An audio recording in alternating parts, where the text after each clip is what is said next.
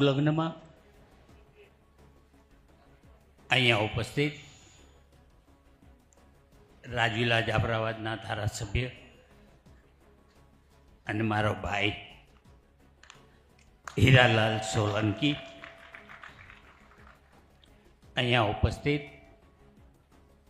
અહીંયાના સંતો ભાઈ શ્રી રાજેન્દ્રદાસ બાપુ, ભાઈ સનાતનદાસ બાપુ, તેમજ અહીંના આગેવાન જીતેન્દ્રભાઈ, ચેતનભાઈ, પીટાભાઈ અને રાજેશભાઈ, તેમજ મંચસ્થ તમામે તમામ મહાનુભાવો, મંચસ્થ તમામે તમામ વડીલો, મારી સામે બેઠેલ સમૂહ લગ્નમાં મારી દીકરીઓ, અહીં અમારે શું કહેવું એનું મને સમજાતું નથી. મારા જીવનના આ 38 વર્ષ મેં તમને બધાને આપી દીધા. મને પોતાને સમજાતું નથી કે મારે શું કરવું, કેમ કે આપણી ગુજરાતની આ પદ્ધતિ મને ઘણીવાર બધા કહે કે પરસોત્તમભાઈ તમે આવા શબ્દ કેમ વાપરો? મેં કીધું ભાઈ જો મને કંઈ રાજકારણ ગમતું નથી, હું કોઈ રાજકારણ કરતો નથી, પણ સમાજે જે મને ઉપાડી લીધો છે ને એટલે હું સમાજનું જોઈ નથી આપતો. મને ન સમજાતું મને કેમ થતું હોય, કેમ કરતું હોય. મારું હૃદય છે ને હાવ ભોળું છે, હું કોઈનું જોઈ ન શકતો. મને કોઈક દુઃખી કંઈ વાતો કરે ને તો મારાથી સહન નથી થતું અને હું મારા ઉપર લઈ લઉં છું કે જે થવું હોય થાય. અને ઘણાને એવું ગમતું ન હોય, પણ હું એવો માણસ નથી. ભગવાન છોકરા અને માતાજીના છો મને નથી ગમતું.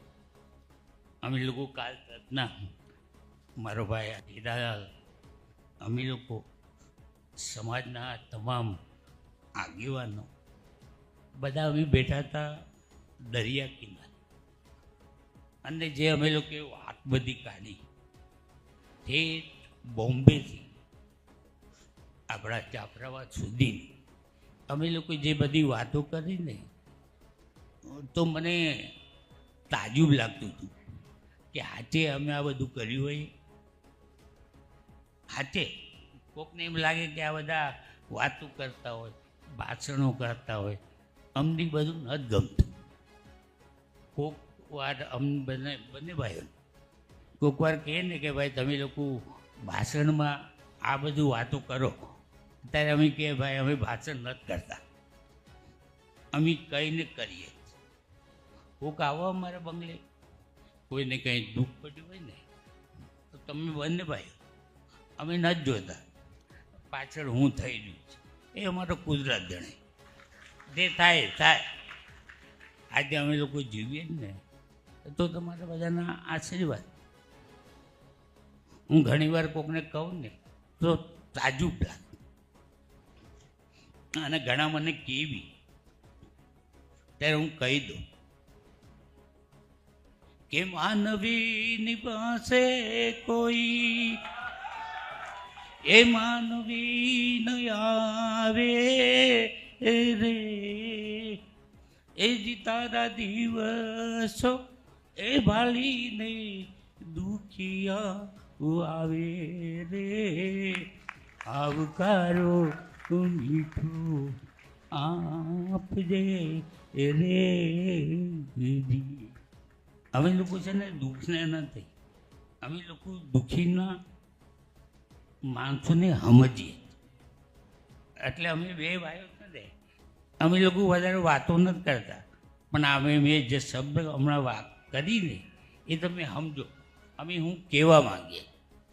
બના જે સમજી જાય એને કહેવું નથી પડતું, પણ નથી સમજતા ને તો હમણાં તમે બધા બેઠા જ ને આ બધાની બીચમાં કહું કે અમે લોકો કોઈ ભાગ્યશાળી નથી એ, પણ અમે લોકો તમારા સેવક છીએ.